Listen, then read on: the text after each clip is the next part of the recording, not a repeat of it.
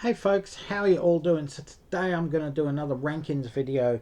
This time I'm going to be ranking the 10 studio albums by Taylor Swift from my least favourite to favourite.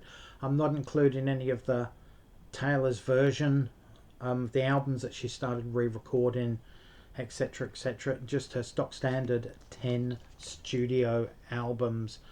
Um, there's a lot of videos that I've seen regarding Taylor Swift, and people argue and bicker and get all negative and argumentative when something's not the way that they want it to be ranked. Listen, that's fine. What is number 10 on my rankings? Maybe number 1 on yours. What's number 1 on mine? Maybe number 10 on yours. That's fine. It's all, it's all relative. It's what we both all like, what we all enjoy. There's no right or wrong with any of these rankings. Even when guys from Billboard magazine or Uncut do rankings, there's no right or wrong. It's all personal opinion. So, without further ado, I think I'll get on with my rankings from my least favourite to favourite Taylor Swift albums. I promise you there will be a few surprises in there for people that are fans. For people that aren't fans, hope you listen to some of my opinions of some of these albums and maybe go and listen to them for yourself, and you may be pleasantly surprised, especially if you've never heard a Taylor Swift album, because she is quite a clever, talented young singer-songwriter. Anyway, number 10 on my list, I have Reputation. This was her 6th studio album, was released in 2017. It's a good album. It's just not as memorable as the others for me, and it's the least played album I have of hers in my collection. There's really nothing not to like on this album except for one track, Endgame. Not a fan of that at all, simply because Ed Sheeran is on it, and I don't do Ed Sheeran at all, so that put me right off that track. There's also another track on here, Dancing with Our Hands Tied. I'm not overly keen on that. So that's 2 songs I'm not overly keen on by Taylor Swift. I like every other track she's ever done except for those 2, really. This album has too much of an electro pop EDM feel for me, and I'm not into a hip hop, which is what there's some of that on this album as well, and I'm not really into that. It's not really a Taylor Swift album as far as a Taylor Swift album goes, but kudos to her for trying to think outside the box and do something different, so you can't knock her for that. This one does come in at 7 out of 10, which is quite respectable for the least favourite of her rankings, in my opinion. At number 9 on the list, I have her 8th studio album, Lover. This was released in 2019. There's still some pop, dance and EDM and voice manipulation on this one, but not as much as the Reputation album, and definitely no Ed Sheeran on here neither, so that puts it a step up from Reputation. This album does contain my favourite Taylor Swift track of all time, The Archer, which has the same feel and vibe, an emotive feel as to what was going to happen in her next 2 albums, i.e. Folklore and Evermore. But yeah, my favourite Taylor Swift track of all time, The Archer, is on this album. This one comes in at a pretty good 7.5 out of 10. Number 8 on my list, I have Taylor's Sophomore album from 2008, Fearless. Still got the singer-songwriter / country-esque songs as the debut album. The only thing is there's a few different little hints of pop coming through now. She knows where she's heading. She's gone away from the singer-songwriter stuff and she's now heading in a pop direction. I actually find listening to Taylor Swift's albums, when you listen from the debut album right up to the current one, Midnights, there's a definite progression in the way her music changes. It's really quite clever the way she's gone from singer-songwriter to pop to dance music with hints of hip-hop, which I'm not overly keen on, and then back to more grown-up, more emotive, more thoughtful, more adult-type music as she's grown up. It's really clever the way she has matured as an artist, basically. But yeah, getting back to this, you're starting to get the pop crossover on here. Not that there's any problem with that. There's not a song on here I do not like. I think they're all good. White Horse and probably Teardrops on My Guitar are probably my two favourite songs on this album. This one comes in at a really, really good 7.5 out of 10 also. At number 7 on my list, I have her 10th and most recent album, Midnights. This was released in 2022. All 13 tracks on here are basically about past relationships and the way she got through them, or the way they ended and changed her way of thinking. It's a really, really solid album. It's along the same dark, hollow yet full style of Folklore and Evermore. More so Evermore. More so the Evermore type melodies, but the dark feel of Folklore all at once. But these are obviously about relationships. Some gorgeous memories on here. The production is absolutely crystal clear. You can hear everything. It's like you can even feel her breathing.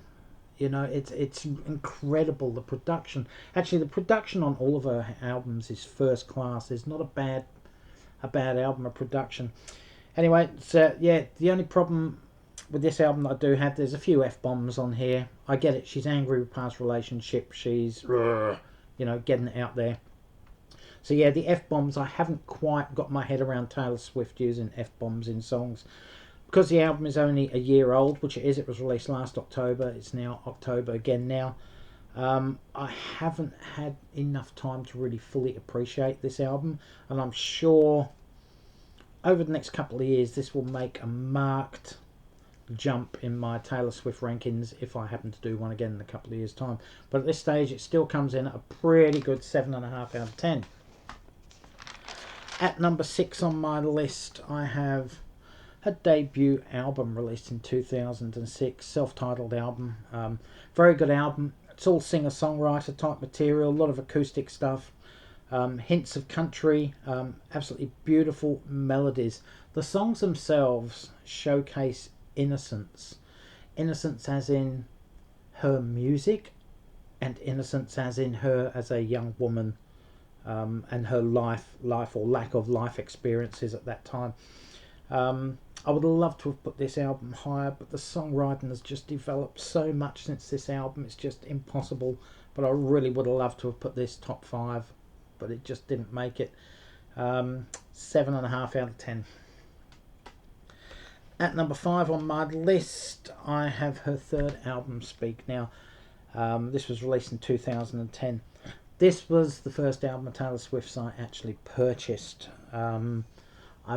After I bought this one, I went back and bought the first 2 albums, which was a real wow moment for me, because there's a lot of pop on this, only a couple of singer-songwriter songs, so it was really good to go back and hear how she started with her country, with her ballads, with her storytelling, her acoustic songs. But this was really good, so this holds a special place for me. It's probably not as good as some of the other albums, but it just holds that special place because it was the first Taylor Swift album I bought. Some lovely strings on here as well. Just some lovely country crossover, pop crossover type songs. Really, really good album. 7.5 out of 10.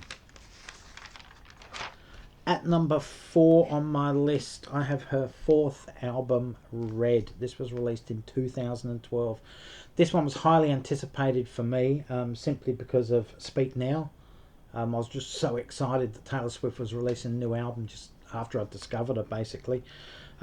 This is a grown-up pop album. She's starting to have a lot more life experiences, and she's able to articulate them very well lyrically, which is one of the reasons I really like Taylor Swift. She's very good lyrically, and she articulates her music very, very well.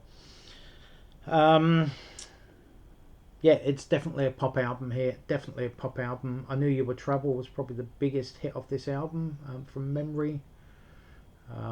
State of Grace, another really good song. Again, there's nothing bad on her albums. It's just which one. If there's a track I like more than a track off the previous album, that's how these seems to be ranked at the moment. As we got from between, say, album 9 and album 4 at this stage, 8 out of 10. Number 3 on my list, I have her 5th studio album, 1989. This was released in 2014. Some of that electro pop stuff is now creeping in. So she released Red, which was a decent pop album.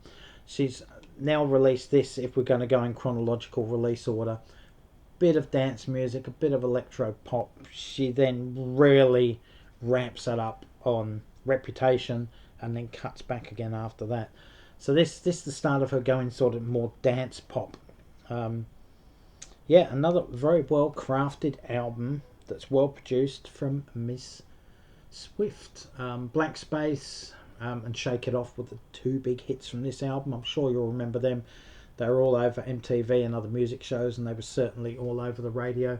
Both those songs do sum up the album, and Bad Blood, I guess. Yeah, but another really, really good album. 8 out of 10 from me. Number 2 on my list. Number 2 could have been number 1. Number 1 could have been number 2. It just depends how I feel when I listen to these. But number 2, I have a Night studio album. This was released in 2020. Evermore. It's a second release of 2020. Folklore was released at the beginning of the year in January from memory. And this was released in the October again, I think, from memory. I can't quite remember the exact months. It follows in the same indie folk vibes of Folklore, but the themes in the songs are slightly more positive and uplifting than the darker Folklore album. It's just an excellent companion piece that could have finished in 1 or 2, depending on what mood I was in and, you know, how I was feeling with each album that I listened to. Great stuff. It's one of those albums you really need to listen to by Taylor Swift, in my opinion. 9 out of 10. Which obviously means number 1 on my list is its companion piece, Folklore. This was her 8th album, as I said, released in or about January of 2020. This was a totally different sound from Taylor from her previous albums. This one's I sort of say Lorde. It's got a bit of a Lorde feel to it. You know, it's emotive, it's subtle, it's moody, it's mature. It's hollow. It sounds hollow, yet it sounds full at the same time. And it's dark and mysterious, but it's still uplifting. It's certainly better than Lorde, but it's that sort of vibe that you would have got on Pure Heroine by Lorde. But the songwriting is a class above that, especially the lyrics, absolutely brilliant. This is the pinnacle of songwriting of pop by Taylor Swift. I doubt she'll ever improve on the songwriting and lyrics, especially of this album. As I said, these 2 albums could have gone 1 or 2 either way. You know, it's just the way it rolled this time. Both albums are certainly worth getting and certainly worth listening to, as is Midnight's. Anyway, guys, that's my wrap up of the 10 studio albums by Taylor Swift. Leave your comments in the section below. Are you a fan? Have you ever heard any of her albums? Have I inspired you to go and listen to one of her albums, or maybe 2, or even purchase 1 or 2? Anyway, thanks for watching, guys. Stay safe, take care, all for now. Catch you around, and bye, folks.